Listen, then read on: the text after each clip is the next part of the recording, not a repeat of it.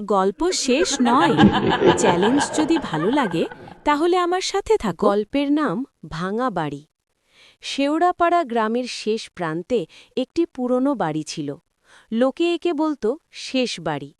দিনের আলোয় বাড়িটা যতটা নিরীহ মনে হতো, রাত নামলেই ততটাই ভয়ঙ্কর হয়ে উঠত। জানালার কপাট আপনা আপনি খুলে যেত, ছাদে ভারী পায়ের শব্দ শোনা যেত, আর মাঝরাতে কেউ যেন কাঁদতে কাঁদতে বলতো, ফিরে আয়, আমায় একা রেখো না। এই কারণেই কেউ সেই বাড়ির দিকে পা বাড়াত না। অরিন্দম শহর থেকে ছুটিতে গ্রামে এসেছে। সে যুক্তিবাদী, ভূত প্রেত এসব বিশ্বাস করে না। দাদুর মুখে শেষ বাড়ির গল্প শুনে তার কৌতূহল বেড়ে গেল। ভয়ে দেখিয়ে মানুষকে বোকা বানানো হয়, হেসে বলল সে। দাদু শুধু দীর্ঘশ্বাস ফেললেন। সব কথা চোখে দেখা যায় না বাবা। এক সন্ধ্যায় অরিন্দম ঠিক করল সে শেষ বাড়িকে রাত কাটাবে। গ্রামের লোকেরা শুনে আঁতকে উঠল। কেউ মানা করল, কেউ মন্ত্র পড়ে দিল, কেউ বলল, ও বাড়িতে রাত 12টার পর দরজা খুলবে না। অরিন্দম হাসল। ব্যাগ নিয়ে সূর্য ডোবার আগেই সে শেষ বাড়িতে ঢুকে পড়ল। বাড়ির ভেতরটা অদ্ভুত ঠান্ডা। দেওয়ালে শ্যাওলা, বাতাসে স্যাঁতস্যাঁতে গন্ধ। পুরনো একটা লণ্ঠন জ্বালিয়ে সে ঘুরে ঘুরে দেখল। হঠাৎ তার চোখ পড়ল দেওয়ালে টাঙানো একটি ছবি। এক যুবতী মেয়ে, সাদা শাড়ি, চোখ দুটো অস্বাভাবিক বিষণ্ণ। ঠিক তখনই বাতাসটা থমকে গেল। রাত বাড়ার সঙ্গে সঙ্গে শব্দ শুরু হল। খটখট, খটখট। মনে হলো কেউ ছাদের উপর হাঁটছে। অরিন্দম নিজেকে শক্ত করল। ইঁদুর হবে, নিজেকে বোঝাল সে। ঠিক 12টার সময় হঠাৎ লণ্ঠনের আলো নিভে গেল। অন্ধকারে কারো নিঃশ্বাসের শব্দ। তারপর একটি কণ্ঠ, খুব কাছে। তুমি কেন এসেছ? অরিন্দম ঘুরে দাঁড়াল।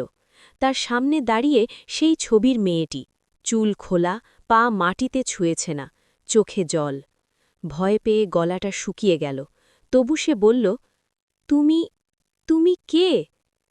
মেয়েটি ফিসফিস করে বলল, আমার নাম অনুরাধা। এই বাড়িতেই আমার মৃত্যু হয়েছে। চারপাশে হঠাৎ দৃশ্য বদলে গেল। অরিন্দম দেখল এই বাড়িতে একসময় আলো ছিল, হাসি ছিল। অনুরাধার বিয়ে ঠিক হয়েছিল, কিন্তু বিয়ের আগের রাতে গ্রামের কিছু লোক গুজব ছড়ায় সে নাকি ডাইনি। অন্ধ বিশ্বাসে তারা অনুরাধাকে এই বাড়িতে আটকে আগুন লাগিয়ে দেয়। শেষ নিঃশ্বাসে অনুরাধা কাঁদতে কাঁদতে বলেছিল, আমি নির্দোষ। কিন্তু কেউ শোনেনি। দৃশ্য মিলিয়ে গেল। অরিন্দম হাঁটু গেড়ে বসে পড়ল। তুমি এখনও এখানে আটকে আছো কেন? কাঁপা গলায় জিজ্ঞেস করল সে। অনুরাধা বলল, আমার কাহিনী কেউ জানে না। যতদিন সত্য প্রকাশ না হবে ততদিন আমার আত্মা মুক্তি পাবে না। ভোরের আলো ফুটতে শুরু করল। অনুরাধার মুখ ফ্যাকাশে হয়ে এল। তুমি পারবে? সে জিজ্ঞেস করল। অরিন্দম নাড়া নাড়ল। আমি কথা দিচ্ছি।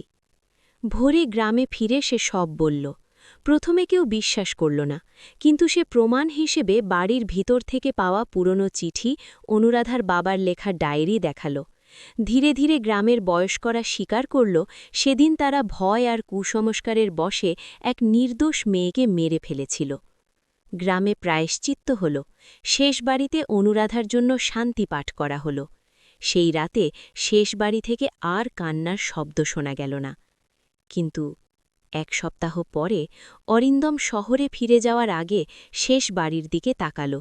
জানালার পাশে সাদা শাড়ির এক ছায়া দাঁড়িয়েছিল, মুখে শান্ত হাসি। তারপর ছায়াটা ধীরে ধীরে মিলিয়ে গেল। আজও শেওড়াপাড়ার লোকেরা বলে, ভূত সবসময় ভয় দেখায় না, কিছু ভূত শুধু ন্যায় চায়।